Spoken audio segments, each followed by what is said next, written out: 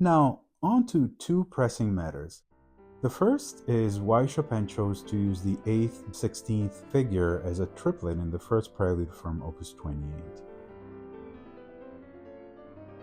I mentioned that he never used this kind of notation, but this is one small exception.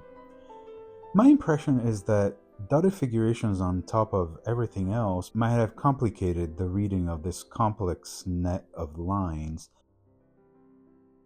because that dotted figure would have to be notated as a dotted 16th 32nd rather than using 8th and 16th notes. Here is a photoshopped version of what it would have looked like.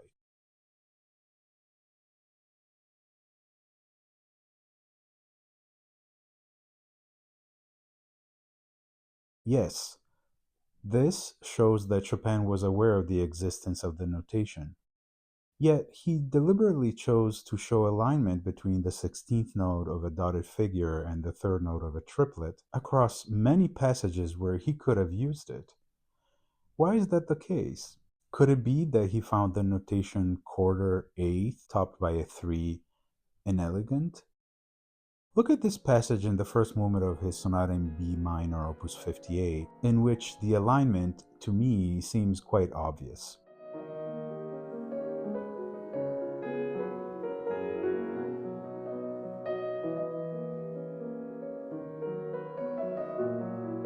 I photoshopped the dotted figuration to reflect a quarter note triplet.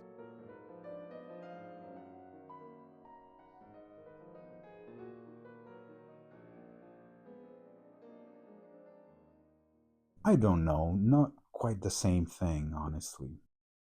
Incidentally, notice how this figuration in the following measure also doesn't align mathematically, but the 8th note is moved over to align with the 6th note of the group, not in between the 5th and the 6th.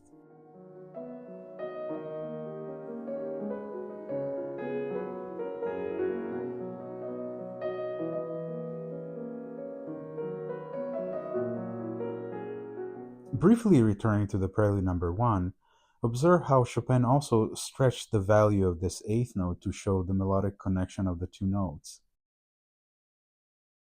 If he could stretch, why not shrink the value when dotted figures align with triplets? The other pressing matter is whether the presence of dotted figures over triplets affect the works of other composers. One frequent question in the comment section of my previous video was whether the dotted figures in the opening movement of Schumann's Kinderszenen opus 15 should align with the triplets underneath. In my first book, I make a determination about this, but I'll let you decide.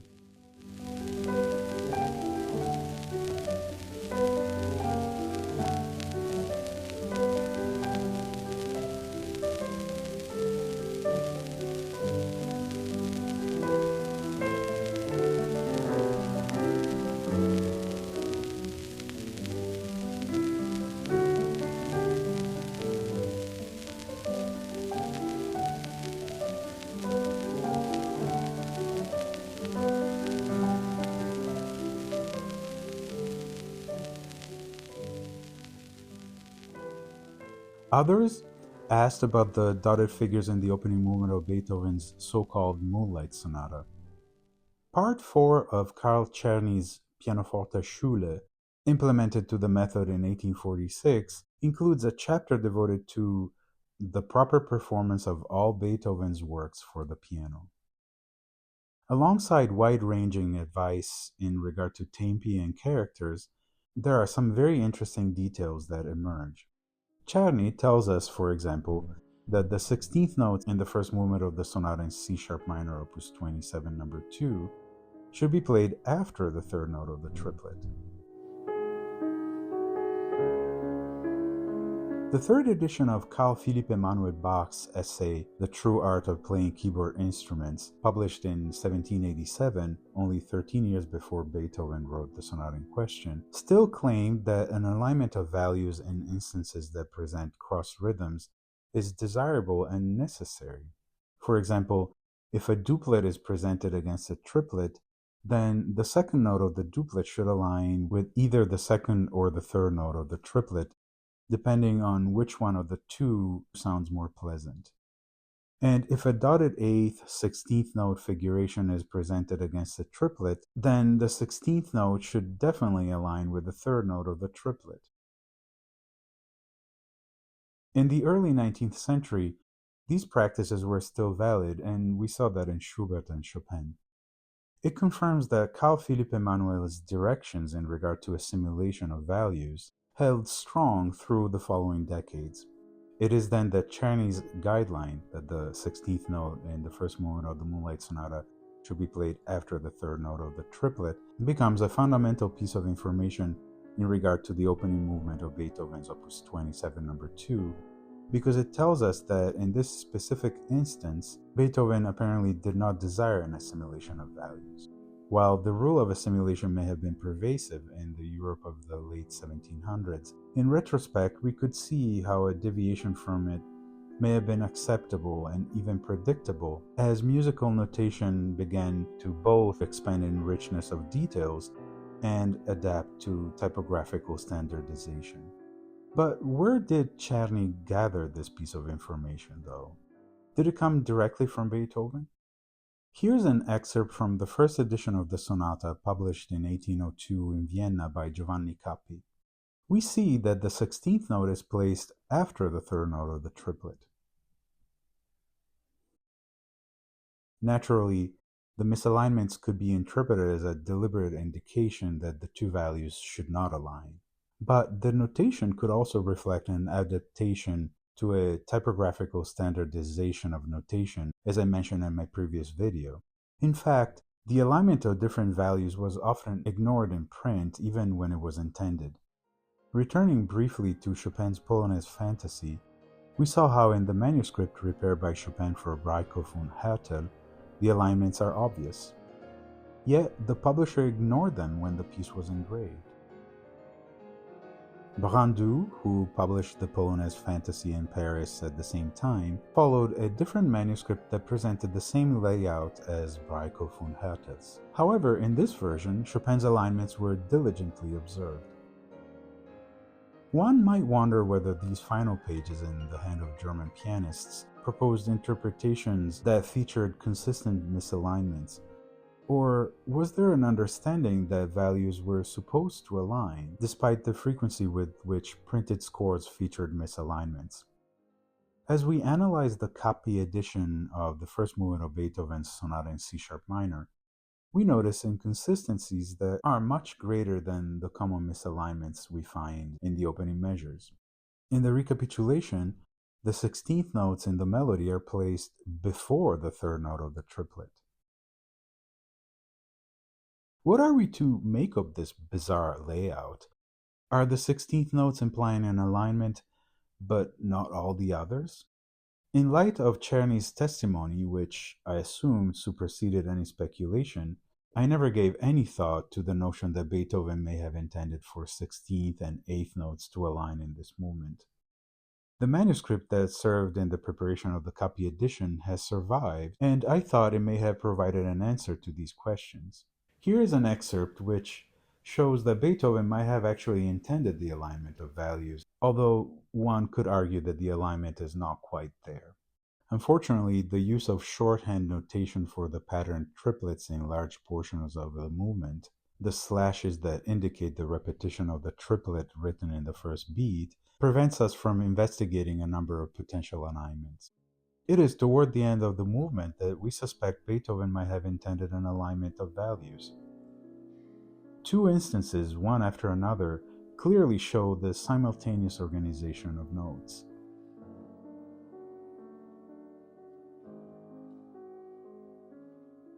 So, have generations of pianists really played this first movement incorrectly? For a while, I thought it could be the case, until I noticed a striking detail in the Cappi edition.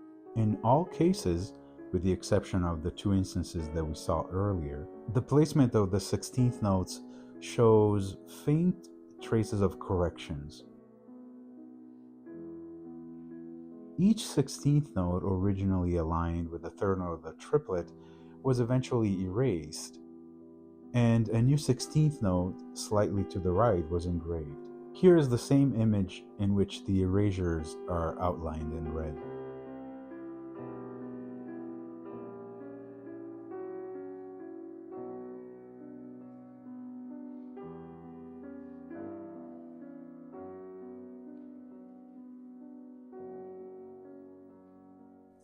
One more example, this time in the left hand, from the coda of the movement. Here, the erasure of the aligning 16th note is more explicit than in any other passage.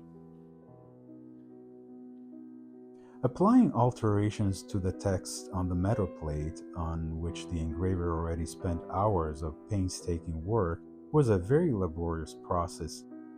What prompted the changes made on the metal plates made by Chopin's engraver? I came up with several scenarios. 1. Beethoven changed his mind about the alignment after delivering the manuscript to Chopin. When he had the opportunity to view a preparatory proof of the sonata, he requested the change. In the process, the two uncorrected instances were overlooked. 2. Beethoven never intended for the 16th notes to align, and the alignments in the manuscript were misconstrued by the engraver. When Beethoven viewed a preparatory proof of the sonata, he requested the change. 3. The engraver initially aligned the values, but eventually corrected the placement of the 16th notes in order to conform to more standardized views in regard to printed music. Beethoven never intended for the figurations to align, and found everything to be in order when he viewed the preparatory proof. 4. The engraver initially aligned the values, but eventually corrected the placement of the 16th notes in order to conform to more standardized views in regard to printed music. Beethoven had intended for them to align. After seeing the proof, he requested the change. Unfortunately, it was too late.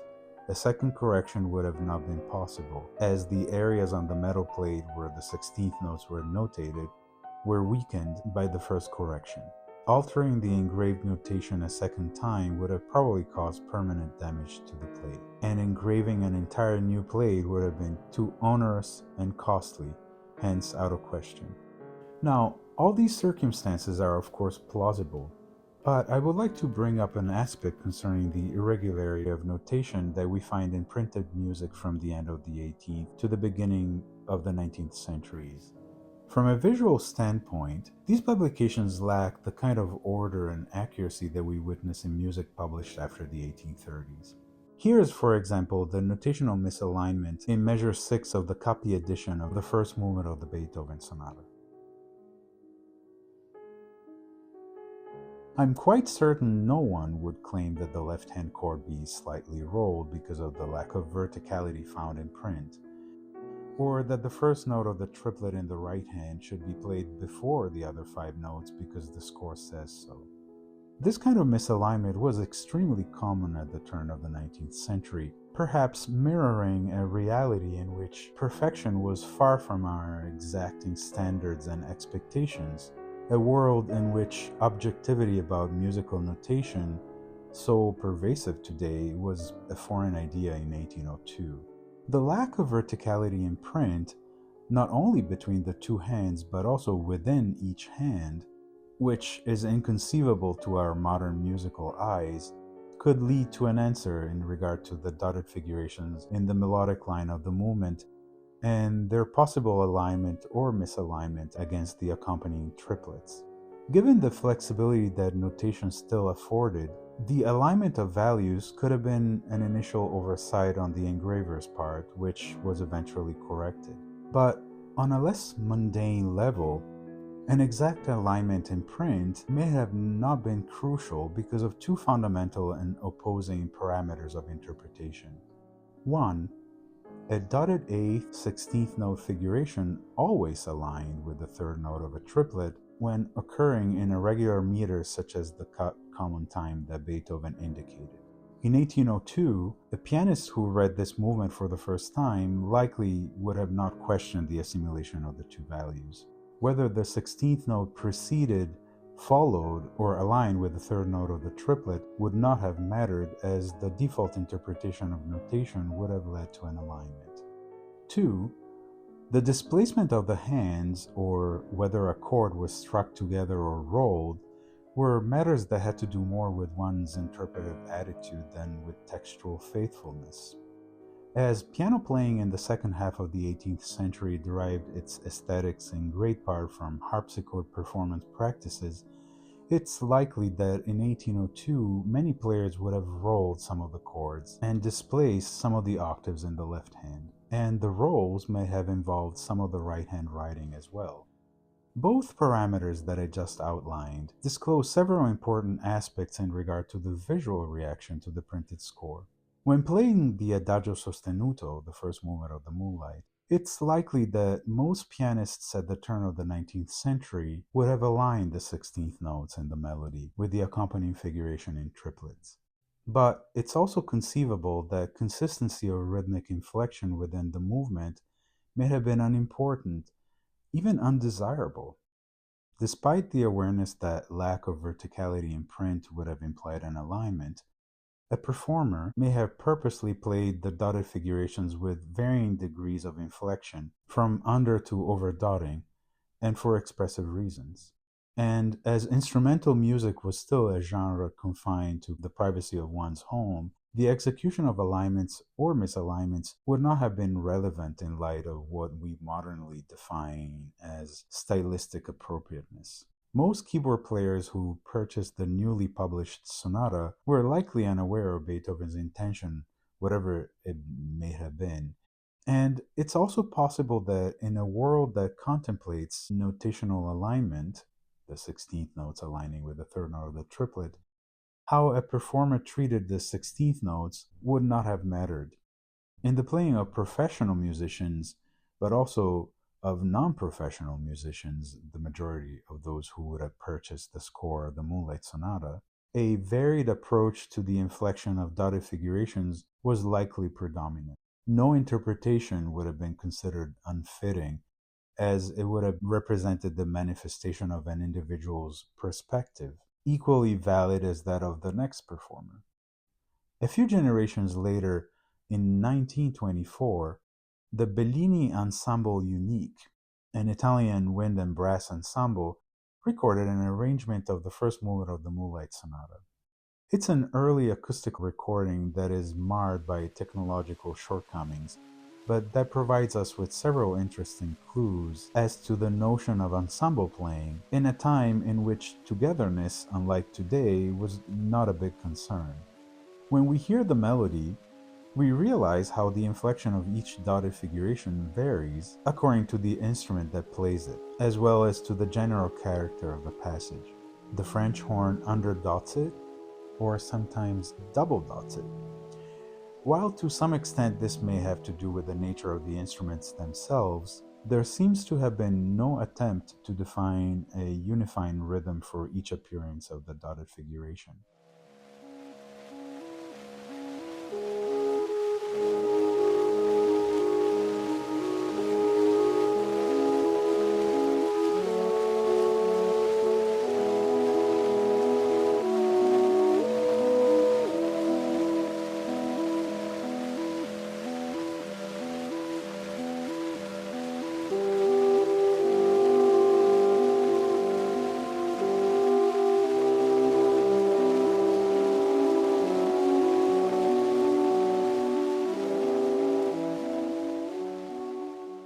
When we hear this recording, the less than perfect ensemble work reminds us that the obsession with verticality in chamber and orchestral playing is a recent idea brought to an extreme by the expectations of the recording industry of the past century. A friend remarked recently how today's preoccupation with togetherness in ensemble playing may be historically inaccurate, and I think there's some truth to that. And so the consistent misalignment in print that we see in the copy edition of the first movement of the Moonlight Sonata may simply mirror the unpredictable, inexact playing of its time.